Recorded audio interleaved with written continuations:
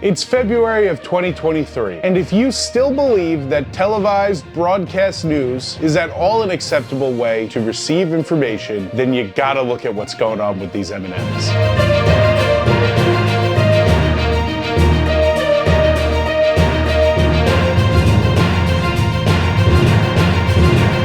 September 10th, 1941, my personal all-time favorite candy hit shelves. M&Ms.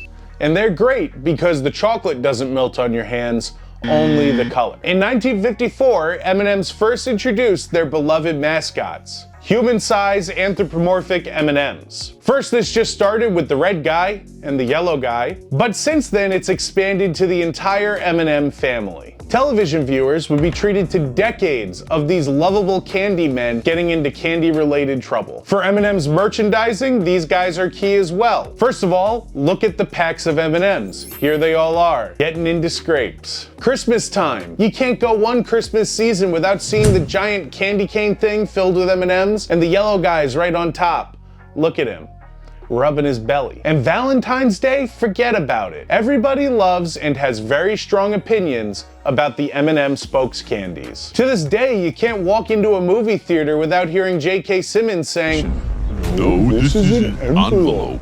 I must have seen that thing a million times. June 1st, 1980, CNN begins the 24-hour news cycle, quite literally meaning that the news would be on for 24 hours. All times of the day or night, broadcast news stations and the anchors would need to find something that you cared about enough to watch the news. There was no longer any escape. And this starts a domino effect that leads to today, where broadcast news is the least reliable source of information in the whole information landscape. In 1996, Fox News began reinventing itself as an exclusively right-wing news network, catering to the views and opinions of Republican American viewers. This was the first cable news network to actually have an official public bias. Soon, channels like MSNBC and CNN would follow suit, but for the American Democratic-leaning liberal viewer. And this, of course, meant that the average American no longer had to be challenged with facts that conflicted with their view of the world. Simply, you could change the channel to whatever news was going to agree with you, and that could be what you take in at all times a day, again, because there's no time when the news is not on. And these networks on both sides built an empire keeping the American viewer angry and afraid, with sensationalist stories about how the American life, in all facets, was under attack and threatened, no matter what they were talking about. Literally, from when I'm filming this is Fox talking about nicotine last night. They hate nicotine. They love THC, because nicotine frees your mind and THC makes you compliant and passive. That's why they hate it. And no matter how small or insignificant an event is in reality, there is always an angle for broadcast news to take that event and manipulate it and shift it until it seems absolutely earth-shattering to the average viewer. This is brainwashing on such a level that we haven't seen before. A level that is only comparable to what the boomers thought violent video games and talking to strangers on the internet was going to do to the younger generation. Except the source of the brainwashing is television, and they are the victim. January 20th, 2022, in order to cover up a child labor scandal, M&M's, the company, or Mars, decided to give a makeover to M&M's, their mascots, the big candy men. Supposedly, the intention for this makeover was to promote inclusivity and encourage acceptance of all different body types, leaving millions of Americans wondering what kind of body types M&M represented in the first place. I don't know anybody who's round and blue. Kind of look like M&M. Does that help you? M&M. So he was circular. Marshall. One of the most notable changes, for reasons we will discuss, were the ones made to the green M&M, who is often thought of as the femme fatale of the M&M universe. Here she is before, and here she is after. Again, before, and here's after. And of course, Fox News icon Tucker Carlson, the titular host of Tucker Carlson Tonight, was not going to take this lying down. No, it was time for the news once again to step up and tell the American people how to feel. And now time out, because this is as good a time as any to point out that this video is not meant to be political or express a political opinion. And what the M&Ms wear or what they look like or any kind of candy mascot is not a political issue, nor are the absolute ridiculous responses that they may or may not attract. That's not politics. And I'm not trying to sit on either side of the political fence here. I have my opinions. I don't feel like I want to discuss them. Feel like that's fair? My only stance in this entire video is that I am anti-cable broadcast news, and I'm anti-audience manipulation and propaganda. That's all. That's the video. And Fox News does happen to be the network that was involved in the situation that we're talking about here. Now, right on the heels of the M&M announcement, Tucker Carlson Tonight aired what is now their most infamous segment. Keep in mind, this is a show with a constant theme of raging against what they perceive to be woke culture, and definitely wants its viewers to believe that everything is in danger of being canceled or taken away at the hands of feminists and liberals and the like. Even things that maybe should be taken away. Because nicotine frees your mind. It's a real threat to them. I feel like that speaks for itself. Now, no matter where you stand on cancel culture, I don't think anybody was expecting Tucker to all out confess his love and sexual attraction for M&Ms on the airwaves in the name of this cause. And before anybody tells me I'm exaggerating, take a look at this. The green M&M, you will notice, is no longer wearing sexy boots. Now she's wearing sensible sneakers. M&Ms will not be satisfied until every last cartoon character is deeply unappealing and totally androgynous. Until the moment you wouldn't want to have a drink with any one of them. I just love the idea that before the shakeup, Tucker really thought of the M&Ms as women he would like to take out for a drink. Of course, some of us would still like to take them out for a drink and then take them home. Personally, I don't care what kind of shoes you put on them. And of course, Tucker being attracted to the M&Ms has been talked to death. But my favorite part of this report is when he tried to access his human side and express concern for the orange M&M. And the orange M&M does appear very anxious. Maybe he doesn't like all the ugly new shoes he sees around him. Maybe he liked the sexy boots. And like I said, I'm not breaking any new ground by goofing on this. Obviously, there were a lot of jokes to be made, and the internet made them. Twitter, TikTok, YouTube, everybody was having a field day about Tucker and the M&Ms. That I don't care what clothes the green M&M is wearing, I still want to have sex with it. In fact, now when you Google M&Ms, one of the top search suggestions is actually M&Ms and Tucker Carlson. This was incognito mode. But what I believe is most truly special about this report is it takes a concept that is admittedly ridiculous, that being Mars thinking that the shape and size of their M&M mascots would at all influence the human race's outlook on body positivity and what body types are valid. And it takes the humor in that and it ramps it up by like 1,000. It's so much funnier that this was on the news, on a show that also frequently talks about the conflict in the Middle East. Because even funnier than this obvious PR stunt, which again was to cover a child labor scandal, is the newsman getting on and talking about it like it's the end of days, like it's the Kennedy assassination, or like the M&Ms are ushering in a new world order where men are dogs and green M&M women rule the world with an iron fist and a firm, sensible sneaker. And it didn't stop with just the one report. No matter how ridiculous it was or how much they were made fun of, Fox was committed to following this story and giving Americans updates on the M&Ms, even if nothing was happening or no new information had come out. Woke M&Ms have returned. The green M&M got her boots back, but apparently is now a lesbian maybe, and there's also a plus-sized, obese purple M&M. I love that he's also mistaken this M&M as obese. It's a peanut M&M. Allow me to demonstrate. Exhibit A, regular M&Ms, or as Tucker would call them, skinny M&Ms, maybe. Obese M&Ms, call that Exhibit B. Here's a regular sized M&M. Here's a peanut M&M. You'll notice, in real life, it's thicker than the regular M&M because there's a peanut in there. I guess yes, the peanut M&M is fatter than the regular M&M, but I wouldn't call it overweight. It is literally a peanut covered in chocolate. CNN political analyst and notably unhappy person Kirsten Powers attacked this show for our, quote, misogynist, anti-trans, fat-phobic garbage rhetoric. And don't adjust your screens or try to go back in the video. I didn't alter that clip at all. That's the video that Fox put out on their YouTube channel. And it actually ends mid-yell like that. Misogynist, anti-trans, fat-phobic garbage rhetoric. I didn't cut that off. It's so wild that it reminds me the most of the Francis E. Deck rants. You guys know what I'm talking about, right? There is no escape from this worst gangster police state using all of the deadly gangster Frankenstein controls. Misogynist, anti-trans, fat-phobic garbage rhetoric. And although none of the reports following were as ridiculous as that first one, it did get to a level of silliness that it seemed like even Tucker was aware that this was a waste of time. We're going to cover that, of course,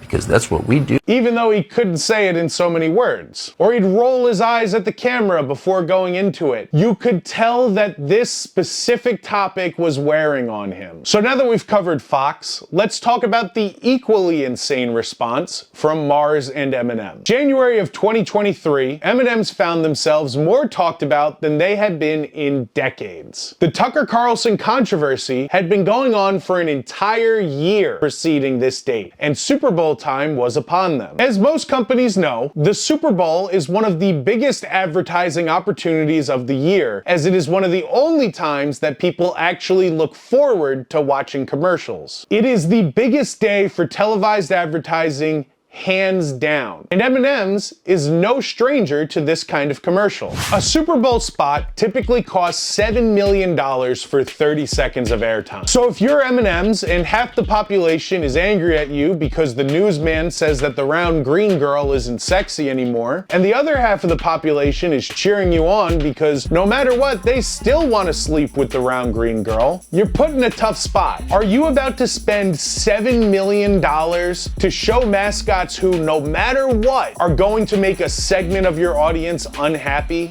And so the easiest solution is to not have your M&M mascots at all. But the way that M&M's told the public about this, and some of the steps they're taking to replace their candy mascot, are so funny to me. On January 23rd, 2023, M&M's released this statement on their Twitter page. And I'd like to read you some highlights from it.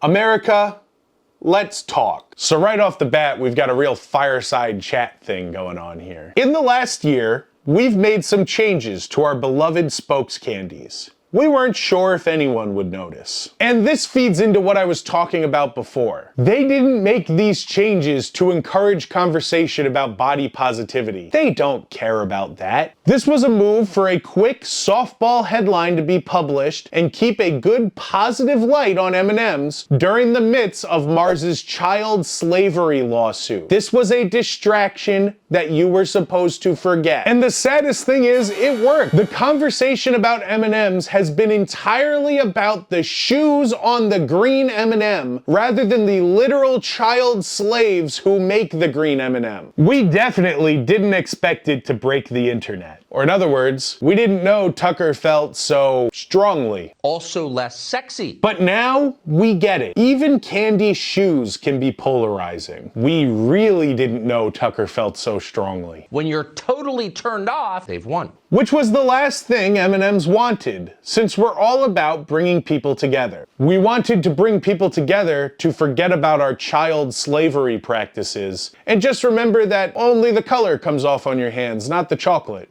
You love M&M's. Therefore, we have decided to take an indefinite pause from our spokes candies. And again, I love this because Fox News as a whole, and specifically Tucker Carlson, are always talking about how the left wants to sanitize American culture and take things away and erase history. But here is an example of Fox getting so offended, so upset and twisted about pointless pop culture that they actually get the company making that thing to take it away and cancel it. They've become the very monster that they complain about. You see the irony. It was said that you would destroy this Sith, not join them! In their place, we are proud to introduce a spokesperson who America can agree on. So M&M is hiring an actor to be their spokesperson for commercials going forward, supposedly starting with their big game spot. Now here you may be thinking, as I was, who is this going to be? There are plenty of people in the M&M commercial family who the public loves. For instance, you could start by doing commercials with J.K. Simmons in front of the camera instead of as only a voice for the yellow guy. And who doesn't love J.K. Simmons? Or if we're talking about people everybody loves, in the past, M&M has worked with George Clooney, and everybody loves Clooney. Get him back. Or couldn't you see Scarlett Johansson as a replacement for the green M&M? Or if the M&M marketers are worth anything at all, they'll realize that the greatest collaboration this company has ever done with any actor was Danny DeVito playing the live-action version of the red M&M. Bring this back. I've literally never met a single person who does not love Danny DeVito. But I'll tell you right now, they didn't pick any of these widely celebrated actors who they've worked with in the past. So who is it that America can agree on? The beloved Maya Rudolph. And of course, I've never met anybody who has a negative thing to say about Maya Rudolph. I don't think I know a single person who doesn't think Maya Rudolph was the funniest cast member in Bridesmaids. And I personally can't go a single day without thinking about how hilarious and lovely I find Maya Rudolph. So M&M has gained another fan today. I just hope that they start rebranding these candy wrappers too. But in all seriousness, this statement is just so hilariously miscalculated in so many ways. It's a real mystery as to what made Mars even respond to this. Like, it's almost not even worth discussing. Why are they leaning 100% into Maya Rudolph? What motivated this? And then this brings about the real question, is this real? And although Twitter did treat it like it was real all day when it came out, we do now have the Maya Rudolph Super Bowl commercial. Let's take a look. I love M&Ms, and you and I love me. The data proves it. That's why I'm happy to announce that soon America's favorite chocolate candies will have a picture of yours truly painted right on them. Quick and easy, definitely worth $7 million, plus whatever they had to pay her. So I'm not gonna even jump into it. I think it's abundantly clear from that commercial that this is a joke, and that everything that I just said about Maya Rudolph, they agree. The data proves it. And that M&M is trolling Fox, and that this is a publicity stunt. Hey everybody. Pardon the interruption. It just seemed necessary to add a little, I think you'd call this an addendum. I filmed this obviously as it was all happening with the intention to put the video out after the beef was done. So I am aware that they did make another M&M ad that aired on Super Bowl Sunday that was largely the same joke. They did use my Maya packaging joke in their commercial, which I thought was very funny. The red guy is actually in the commercial with a sign that says "Help Me." And I believe that should make you think about all the help that the child slaves working at Mars actually need. Don't worry so much about the cartoon M&Ms or Tucker. However, I do wonder if this brings more attention to the Fox News reports and the manufactured controversy than they really need or the viewer really needs. But then you have to wonder, is there secretly an even bigger scandal that's worse than their child slavery incident? Are they doing an even bigger cover-up now by going so full force with this? You never know, but Fox doesn't seem like they know this is a joke at all. There's a really valuable message here for companies around the world. If it ain't woke, don't fix it. M&M's injected a social justice initiative into a bag of candy, and nobody had asked for this initiative. Which of course makes it an even better joke because the person that the joke is on is not in on it. And this situation is just so strange that I thought I should sit down and document it step by step. Because even more bizarre than living in a climate where this can happen is that news moves so fast now, largely because of the 24-hour news cycle. And it's crazy to think that this absolutely cartoonish scenario is going to be overshined and eclipsed very quickly and lost to the sands of time as just a footnote of a weird thing that happened with Fox and M&M's that one time. But you know, this video and many others like it will be here to document it. We are truly living in the strangest timeline. And as a side note, if you did enjoy me talking about this situation, you might enjoy me talking about other situations. You should probably subscribe. I'm Oliver the Ricketts. Thanks for watching.